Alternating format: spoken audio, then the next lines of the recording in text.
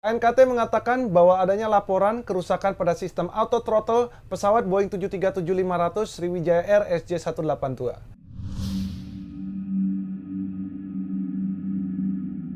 Pertanyaannya adalah, apa itu sistem auto throttle? Selengkapnya ada di dalam video ini.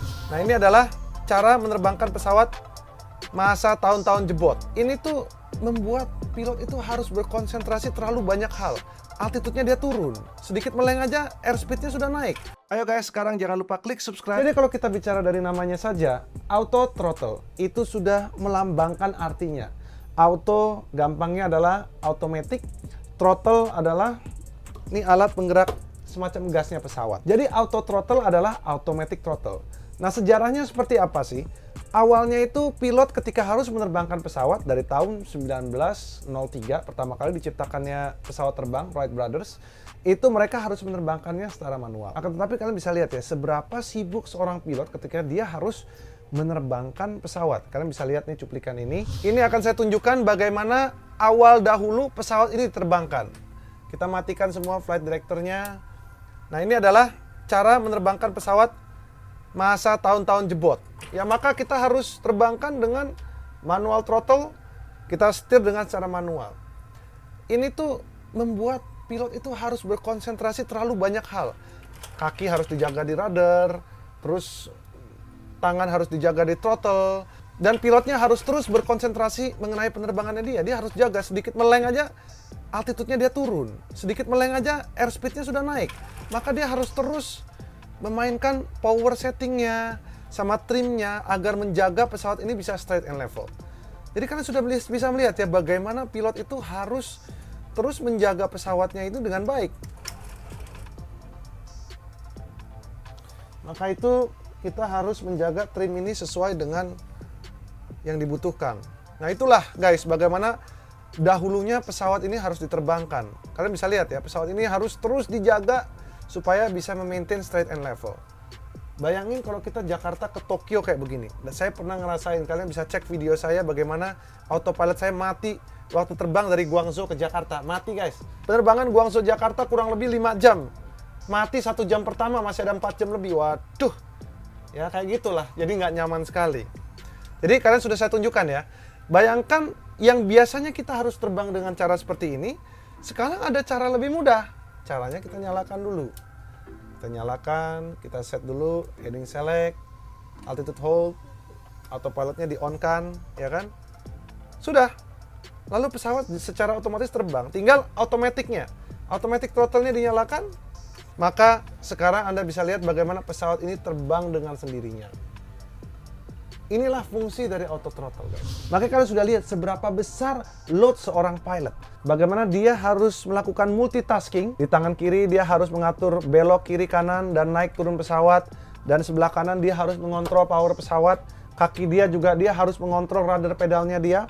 Dan juga tidak lupa di tangan sebelah kirinya dia seorang kapten juga terus harus berkomunikasi secara terus-menerus untuk menjaga flight path kita agar tidak tertabrak pesawat lain ataupun salah landasan pacu ataupun salah instruksi. Sedikit demi sedikit dicarilah sebuah sistem di mana dia bisa mengurangi beban seorang pilot. Dimulai dari autopilot yang pada tahun 1931 autopilot pertama sudah dapat digunakan untuk keliling dunia dengan durasi kurang lebih 8 hari. Kalian sudah bisa melihat ya bagaimana autopilot sudah dapat meringankan tugas manusia. Untuk pesawat Boeing 737 sendiri mulai dari seri 100 itu pertama kali terbang di tahun 1967. Sampai ke detik ini airframe Boeing 737 dikatakan salah satu pesawat teraman di seluruh dunia. Akan tetapi filosofinya memang berbeda.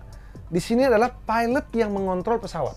Kalau Airbus lebih banyak komputer mengatur pesawat, pilot operate pesawat tersebut. Kalau di Boeing, pilot harus menjaga pesawat, mengatur pesawat, menerbangkan pesawat. Akan tetapi sistem yang paling memakan konsentrasi paling tinggi juga adalah throttle, di mana kita harus terus secara konsisten menjaga kecepatan kita dengan baik. Baik itu climbing, kalau bisa kita climbingnya dengan constant speed. Dan cruising juga harus dengan kecepatan yang konstan.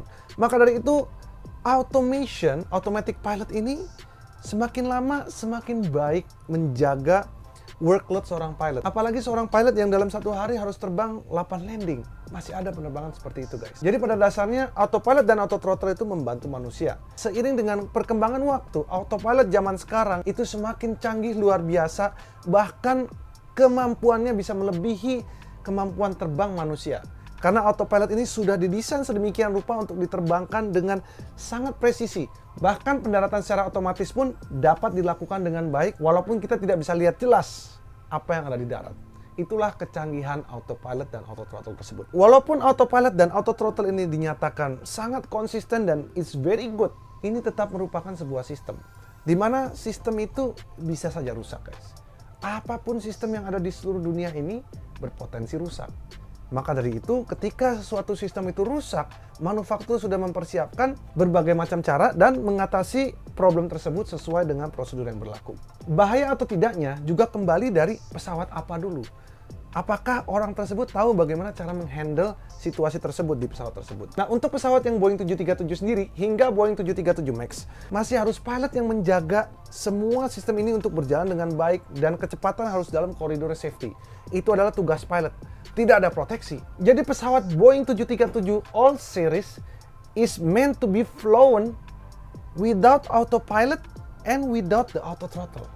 Berbeda dengan Airbus. Airbus itu harus terbangkan dengan autopilot dan autothrust. Memang standar operating procedure-nya seperti itu. Akan tetapi kalau Boeing 737, ya pesawatnya mampu. Yang seri NG, yang seri MAX ini dia bisa melakukan ILS kategori 3 approach. Di pesawat Boeing 737 ada apa-apa, matiin autopilot, matiin autothrottle. Wind shear, matiin autopilot, matiin autothrottle. Matiin autopilot, matiin autothrottle. Engine failure, matiin autothrottle. Engine fire, matiin autothrottle-nya. Jadi selalu kita direkomendasikan ada apa-apa, matiin autothrottle. Bahkan ketika normal operation sekalipun, misalnya kita lagi masuk dalam cuaca kurang baik, kita masuk dalam turbulence. Nah, berbeda dengan Airbus, Airbus itu punya speed yang kita bisa masuk ke sana ketika lagi cruising. Di pesawat Boeing 737 seri 800, ketika lagi cruising, kita expect moderate to severe turbulence, kita set N1 settingnya.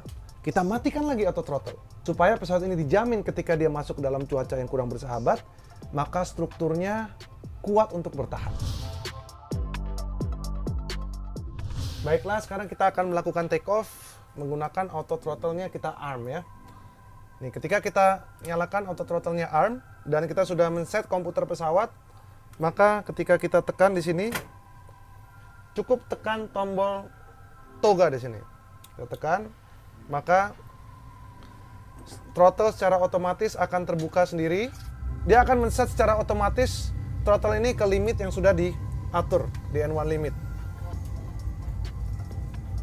Jadi 92,7 one rotate. Ini kita masih melakukannya dengan manual ya. Enough. Nah, pesawat ini karena semakin canggih, kita bisa terbangkan dengan ini atau dengan autopilot. Di atas 400 feet kita sudah bisa engage autopilot. Nah, Anda bisa lihat bagaimana pesawat ini secara otomatis dia akan menerbangkan rute yang sudah saya masukkan di dalam pesawat ini. Nah, setelah 1000 feet, dia secara otomatis reduce N1-nya. Ketika kalian lihat, saya pencet level change di sini, pesawat akan climb dengan constant speed 250 seperti yang sudah saya lakukan. Secara otomatis pesawat ini akan menerbangkan rute dan menjaga kecepatan sesuai apa yang saya program di dalam komputer ini. Akan tetapi ketika salah satu fail di sini, kita pilot diajarkan untuk take over. Seperti ini. Misalnya autopilotnya dimatikan. Tidak jadi masalah, kita terbangkan pesawat ini sesuai dengan apa yang ada di dalam pesawat. Ya kan? Begitu juga dengan autothrottle-nya. Sekarang dia masih di dalam autothrottle. Tapi bisa kita matikan juga. Sekarang saya matikan autothrottle-nya. Jadi Anda bisa sekarang melihat pesawat ini diterbangkan tanpa dengan autothrottle. Artinya pilot harus menjaga throttle ini dan menerbangkan pesawatnya secara manual. Tidak jadi masalah. Autopilot, autothrottle-nya mati. Pesawat ini memang meant to be flown tanpa autopilot dan tanpa autothrottle. Makanya ini pesawat rigid banget dan kuat banget. Ini Boeing ya. Jadi yang bisa saya sampaikan mengenai pesawat ini adalah this airplane is meant to be flown manually, guys. Tanpa autopilot dan it's normal. It's okay. Kalau di Airbus semuanya automated dan sistem autopilotnya dan auto thrustnya itu very advanced sehingga pesawat itu memproteksi pilot melakukan error. Jadi kalau pilot memberikan input yang tidak baik, Airbus secara otomatis, misalnya kita belokkan pesawat Airbus sampai mentok. Setelah dilepas, pesawat itu akan kembali lagi ke 33 derajat. Karena itu merupakan safety feature dari pesawat Airbus yang menjaga. Akan tetapi, kalau orang yang tidak terbiasa dengan sistem Airbus ini, juga bisa berbahaya. Karena namanya automation, autopilot, pilot harus bisa ahead dari pesawat dan autopilotnya. Pilot harus bisa memanage pesawat itu untuk pergi ke direction yang dia mau. Jangan sampai sebaliknya.